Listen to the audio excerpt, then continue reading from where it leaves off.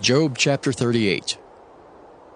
Then the Lord answered Job out of the whirlwind, and said, Who is this that darkeneth counsel by words without knowledge? Gird up now thy loins like a man, for I will demand of thee, and answer thou me. Where wast thou when I laid the foundations of the earth? Declare if thou hast understanding. Who hath laid the measures thereof, if thou knowest?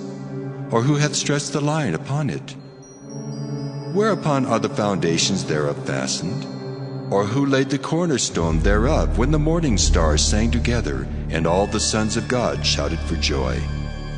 Or who shut up the sea with doors when it brake forth, as if it had issued out of the womb, when I made the cloud the garment thereof, and thick darkness a swaddling band for it, and brake up for it my decreed place, and set bars and doors, and said, Hitherto shalt thou come, but no further, and here shall thy proud waves be stayed. Hast thou commanded the morning since thy days, and caused the dayspring to know his place, that it might take hold of the ends of the earth, that the wicked might be shaken out of it? It is turned as clay to the seal, and they stand as a garment. And from the wicked their light is withholden, and the high arm shall be broken. Hast thou entered into the springs of the sea, or hast thou walked in the search of the depth? Have the gates of death been opened unto thee, or hast thou seen the doors of the shadow of death? Hast thou perceived the breadth of the earth? Declare if thou knowest it all. Where is the way where light dwelleth? And as for darkness, where is the place thereof, that thou shouldest take it to the bound thereof, and that thou shouldest know the paths to the house thereof? Knowest thou it because thou wast then born, or because the number of thy days is great? Hast thou entered into the treasures of the snow?